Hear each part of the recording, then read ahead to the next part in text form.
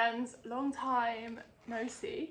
I didn't intend to leave YouTube for such a long time, and I've been on and off Instagram, but off of Instagram for all of July. Sorry if you can hear the drilling. I need the doors open, it's so hot and like sticky where I am, which as you can see is in Amsterdam.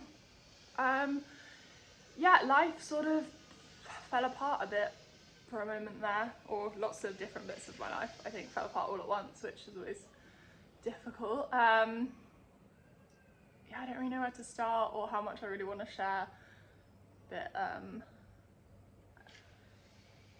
reluctant, I was thinking of the right word, to talk about my health details too much on the internet these days. But basically I just feel like my body's been on autopilot for the last few months, which is a cycle I've definitely found myself in years gone past, ignoring symptoms, new symptoms, severity of stuff, and just sort of pushing through, waiting for the weekend, taking a lot of medication to manage my pain, and then sleeping all through the weekend. I didn't read, I didn't write, I didn't knit, I didn't see friends. I just sort of like, yeah, especially in the last well, not last, but like in May and June, basically. It was, yeah, I just sort of lost my sense of myself. I was just working and sleeping and watching YouTube, so that was like noise that wasn't my brain, because I think I knew that it was gonna catch up on me, as it always does. I hope this is the last time I have to learn this lesson about body and illness and pushing myself too far for the sake of a career that I don't really feel invested in at times, I guess. My hands are quite fucked, which is why I'm wearing this.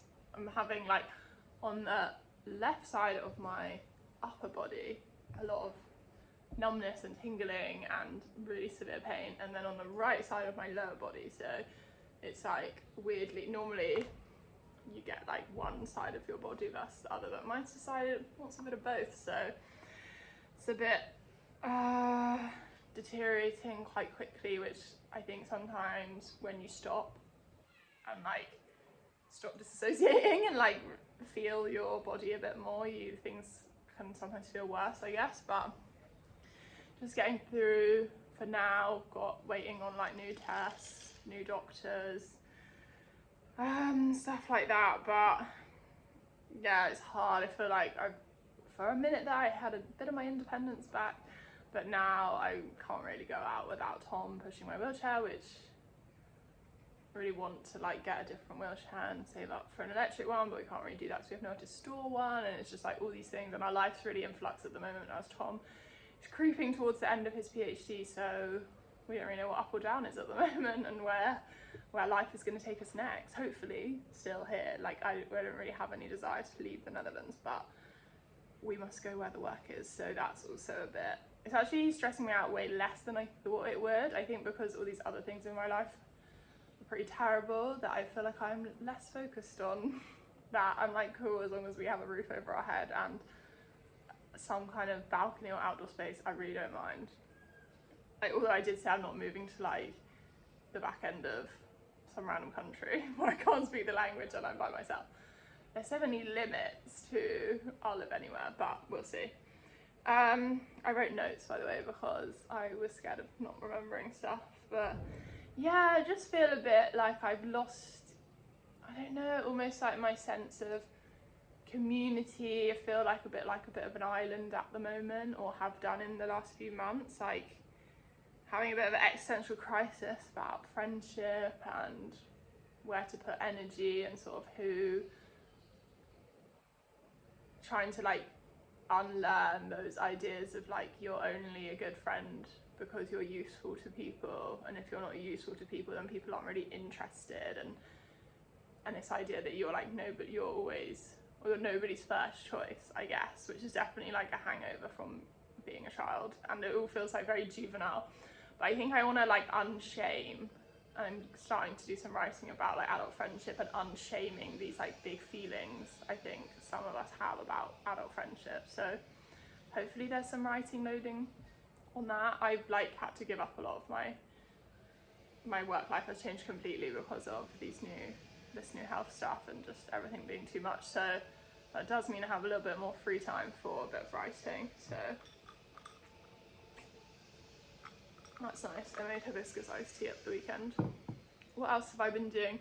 Having a sick sports summer, which is basically where you rot in bed and watch sports and fall asleep in the middle of them. It's really fun.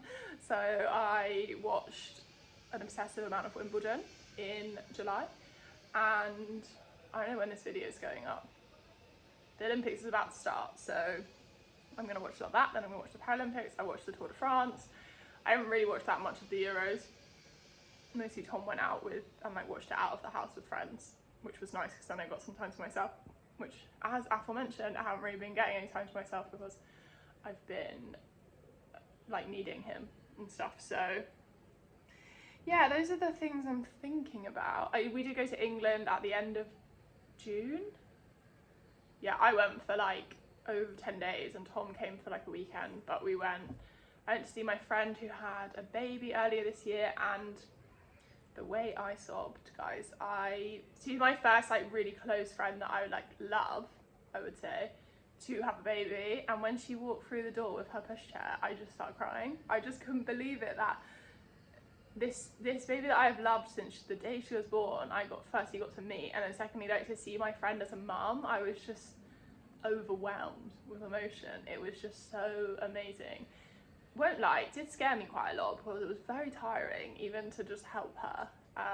The baby was very heavy, it hurt my hip, but it was just like so precious and beautiful and gorgeous and like the best 48 hours of my life. So that was just, there's something about spending time with kids, and it's something I miss so much about like being a teacher, being a nanny, a tutor, all those things I used to do. Like spending time around children is so life affirming for me, at least, because I don't know, it's just so hopeful. You're so in the moment, and we're like holding her, singing all these songs, like the way people would just like stop in the street and be like, wow, she's so beautiful, and it was just idyllic. And I know motherhood is not idyllic, don't get me wrong.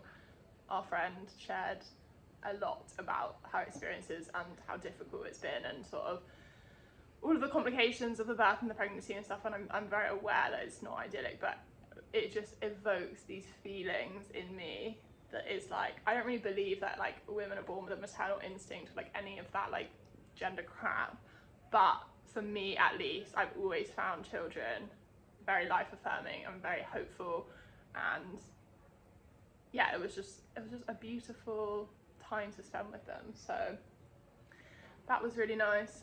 What else did I do in England? I bought books, obviously, which I will show you. But should I tell you what I've been reading recently? Like honestly, a lot of mid and quite a bit of crap. Read my first Emily Henry when things were really bad, because let me get my story graph up actually. I don't even think I'm going to edit this and put in photos. I'm really sorry if you wanted a big flashy video, but it's really hard to edit right now with my hand, so I think this will be it. Recently read, let me see. Yeah, I read Emily Henry on, my friend told me which one to read, which was Happy Place. Yeah, she was like, that's the most like ensemble cast versus straight romance. And it was fine. I enjoyed it more than I thought I was going to. But also, please don't take any of these like random recommendations that seriously, because I can't tell you how few brain cells I had when reading some of these books. Like, I'm only now like in like, it's been like 2 months and I've just picked up like an actual book that I feel like I'm taking in the knowledge of. Yeah, do you know what, it felt so tropey, which obviously I knew going into it. And it's funny because when I've been really unwell, I've been watching a lot of romance, like young American white girl romance readers on YouTube, like the really big famous ones, I'm sure you know them, and like it's so funny to watch them and the way they talk about reading in terms of like every book can be boiled down to these 3 tropes. It's a close proximity, one bed, grumpy, happy sunshine, black cat novel, and I can't wait to read it. And like, it's so interesting to watch the way they understand literature in such a different way to the way I think about reading. And I understand reading as entertainment, and that's obviously what I was doing when I was reading Emily Henry, but it it was interesting watching so many of them talk about in this like such in-group language of their reading genre, and then transpose that onto reading a book like that, and the book that like so many of them are like Emily Henry's biggest fans. So it was really interesting experience. But it just felt like to me, like besides the fact of the trope, which I know I spoke about when I read Romantic Comedy by Curtis Sittingfield, which I think is much better than this Emily Henry book, but needless to say they're both full of tropes. The thing that bugs me the most, I think, in these books is I feel like I'm I'm seeing things I'm not supposed to see. Like it's a real, you can watch the inner workings of the author tread through the pages. Like you can really see her footprints, and that I find like that's not what I want when I read. Like I want it to feel effortless. I want it to feel real, whereas this is like, oh, and here comes the character who just had a breakup, oh, and here comes their cool black friend, and here, like, it just feels so calculated in a way that made me so hyper aware of the fact I was reading a book. Does that make sense? Like I don't know, and I know some of you are romance readers, because when I spoke before about reading it, Curtis Sittingfield, people got really up in arms in the comments. So this is, none of this is judgment or sort of snobbery. This is just, I'm sorry, that drilling's gonna be really loud. This is just sort of, it's only my opinion, as they say. It's just my opinion. This is just how I felt when reading it. I couldn't look past the fact that I knew what was going to, like, why she was placing these characters in these scenarios, and like you were watching the chess game going on instead of just seeing the final result. I think I found that incredibly jarring to read about. It just felt like you were constantly being ripped out of the story. And yeah, this one is about it's like a fake dating with a bit of childhood trauma thrown in there. It feels like watching TV, and I don't watch a lot of TV, so that would make sense as to why it doesn't really make sense for me. But yeah, very interesting little experiment after going down the rabbit hole of romance YouTubers and then reading Emily Henry. Would recommend it as a little thought experiment. What else did I read? Oh, I read Old Enough by Hayley Jacobson, also on my Kobo, shortly after Emily Henry, and this was good. This was like bread and butter, pretty basic, coming of age, queer, college, women, gays and theys type story that was just what I needed. Didn't really take much thinking, wasn't anything sort of like groundbreaking, but just a good story, you know, start, middle, end. It didn't change my life, but it was like much more of a satisfying read compared to Emily Henry. Sorry, had to pause because the drilling got really loud. Yeah, Old Enough I thought was like just what I was looking for. So then I went on a bit of a rampage looking for books like that, and I probably will do a July wrap up. I don't know when I read some of these books. I read I'm Sorry You Feel That Way by Rebecca Waite, which was so toxic. Like I thought I was getting into like another kind, not like super feel good, but just like a bit of something, but still overall left me feeling okay. This was so dysfunctional, and I'm also reading now the most horrifically dysfunctional family saga, which like I'm all for, and I really like those books, but these feel so toxic in a way that just wasn't good for my brain. It was like 400 pages long, but my mum read it, and I remember her reading it, so I was like, okay, I'll give it a go. But it was really dark, like really dark. It's about, I really want to talk to some more people who've read it, who also have experience of psychosis, because I don't have personal lived experience. I have someone in my life who's been through it, but I felt like the mental health of that in here was, I think, quite realistically well done and quite sensitive. But I would just like to know, because that always puts me on edge when books are so aggressively writing about mental health in that way. So yeah, in terms of what I'm reading now, like I said, I'm reading another toxic family saga, Bad Fruit by Ella King. This is so hard to read. I'm listening to the audiobook of it. It's about this, it centers around this family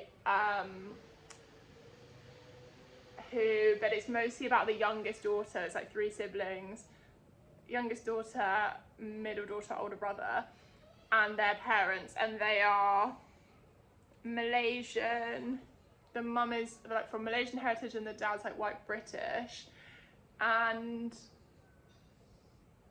the mother-daughter relationship is so enmeshed in, and the mum is so emotionally abusive, physically abusive, so horrific, and you're just like screaming at the audiobook like, please get out, please escape. But this like 18-year-old girl is like so trapped in her own circumstances, her relationship with her mum. I think it was really hard because I'm reading it at the same time as I'm trying to help a friend through a really hard time with her mum, and I think that, like, I don't know, it's just like actually horrible to read. Like, I'm listening to the audiobook as well, so it's like narrated, and like when they have these huge screaming matches, and there's this like subplot about infidelity and just like the most dysfunction of dysfunctional, which isn't like a criticism of the book, I guess, like obviously, like, and I think it's realistic, like I know these scenarios go on all the time, but it's just so hard to read the constant knockbacks and the constant breaking down of this young woman's selfhood by her mum, who I literally want to throw off a cliff. Like I've never hated a character as much as I hate this woman. Like she's just such, ugh. And then it's also doing this thing where it's trying to transpose the mum's trauma, like trying to not justify, but it's explaining the mum's trauma as the reason why she's the way she is, but it's using it by giving the daughter these flashbacks, and I don't know if I love that plot device. It feels a little gimmicky, and also, yeah, I just feel like it would have worked a lot better as because the mum's raised like a pathological liar. I think it would have worked a lot better as almost like a dual timeline, like hearing from the mum's childhood and then hearing from the main present day timeline, you know. But yeah, it's completely fucked. If anyone's read Bad Fruit by Ella King, tell me how you got through it, because yeah. Anyway, then when we were in England, we went to Bradford Literary Festival. We saw a brilliant author like panel interview with British Palestinian authors, which was amazing. We went to see this really cool orchestra, and then we obviously went book shopping.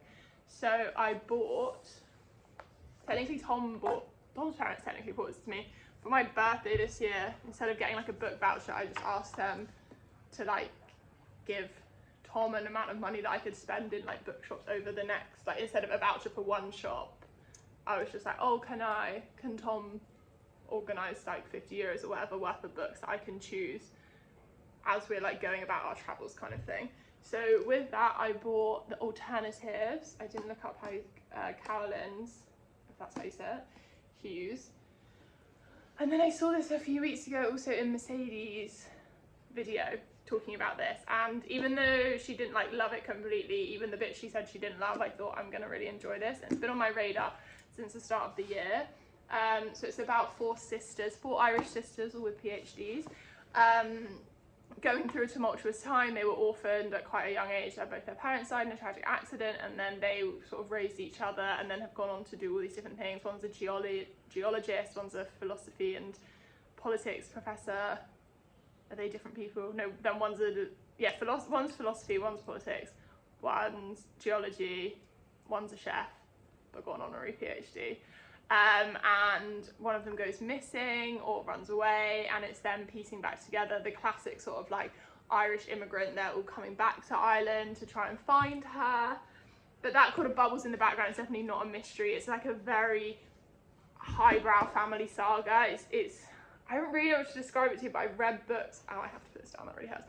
I've read books like it in the past where, I'm trying to think, I'm looking at my bookshelf thinking of an example, but it really sort of takes you on many tangents. I'm gonna say maybe Zadie Smithian, maybe not, maybe more like the Nathan Hill wellness book that I read, where because these characters are engaged in a profession, like in academia, we hear a lot about their endeavours, like we did in wellness with their interests in science and photography.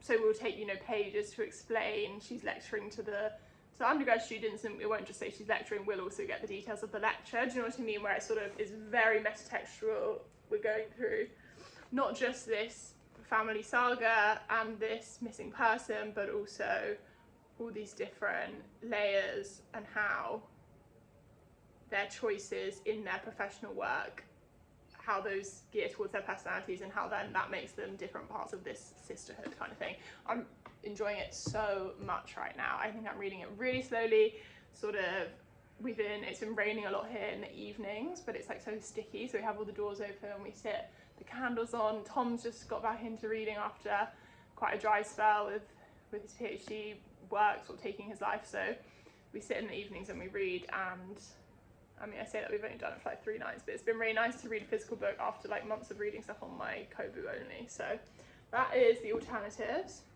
Then the book I set out to buy, actually, both of these, so it's quite good on my list and on my buying. I picked up Headshot by Rita Bullwinkle.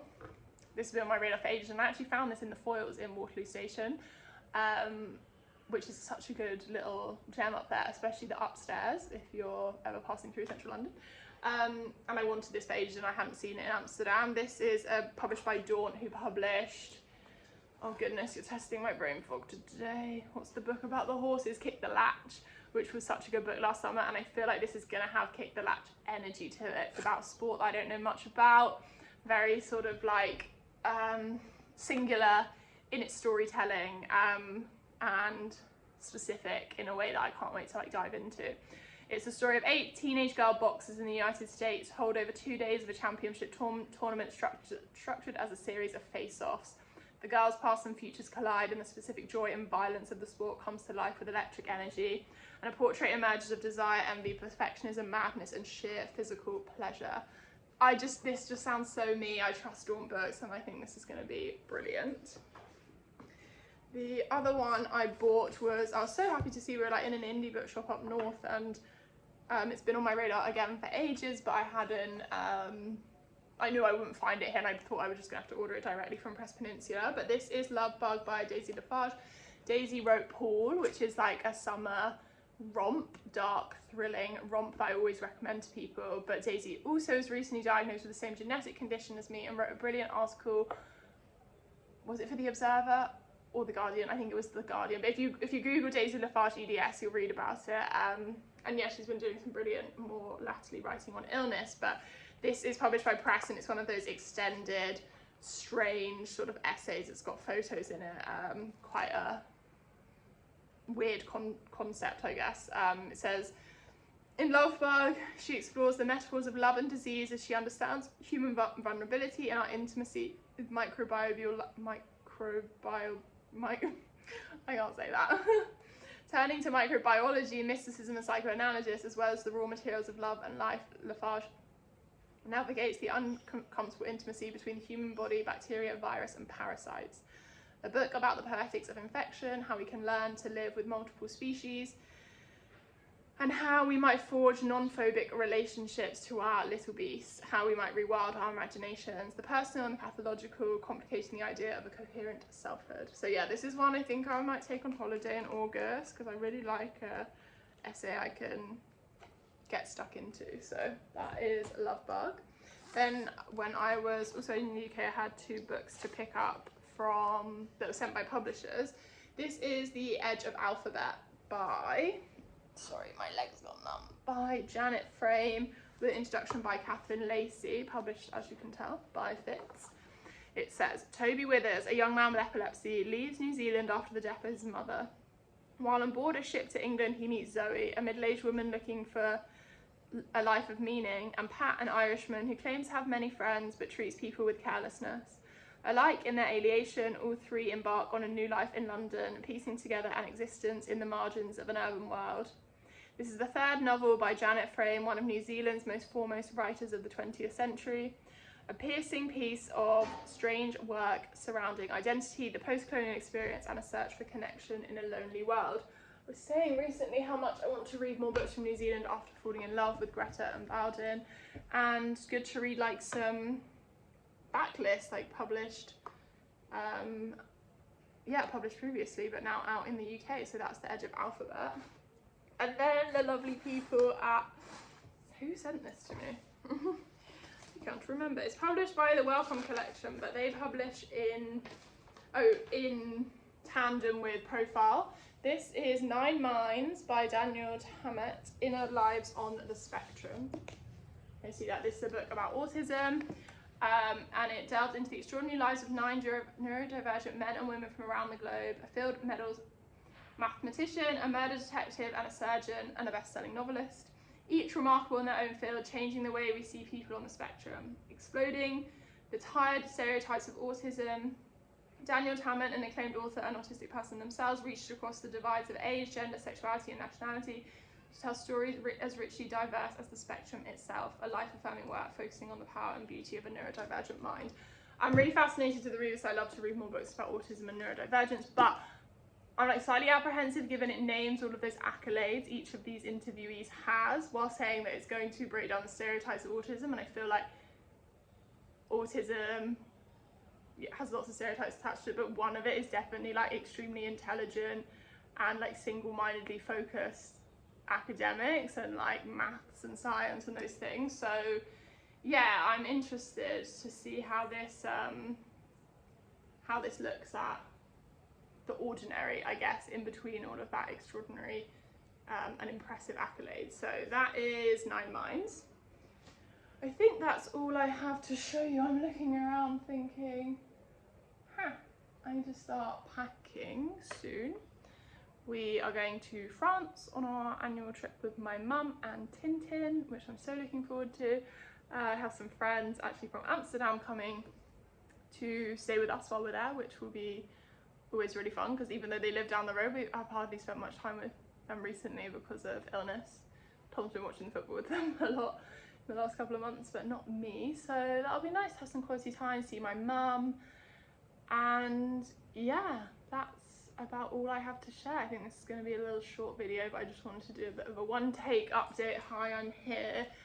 I know I've missed like wrap-ups and radars and stuff, and I think I might just, I don't know how many years I've been on YouTube now, but 3, I think. I always thought, I'll never miss one. I always upload them even if it's months late, but I don't have it in me. So I think I might just do books I've loved, although I've been through them in here. Maybe I'll just catch you up on July in a different video, all the books I read in July, and then we'll sort of start a clean slate. Maybe I'll do a summer releases video. You tell me what you want to see. And yeah, I think the books that have stood out in the last couple of months will feature across various videos in one way or another. So let me know what you've been reading, and I think especially any new releases. Particularly what I struggled with in the UK was I was looking for paperback, like books that were on my radar as hardbacks that I didn't buy that were now in paperback, which I always forget how long that takes. But I was looking for like a couple of small paperbacks I could throw in my bag for travel and stuff. But if you have any recommendations of things that you think I haven't read in hardback but are now out, and I think I'm bad for this because I do buy a lot of stuff in hardback when it comes out anyway, but that's what's missing. Books Old Enough, I would have bought that in paperback if I didn't read it on my Kobo. But yeah, that's my only specific request. I'm really excited to read Lucia Osborne Crowley's new book on Ghislaine Maxwell, but I'm going to do that on audio. I've started using BookBeat as my audio provider alongside Everand, but I was using Everand and Audible for the longest time because a lot of stuff doesn't come onto Everand that quick.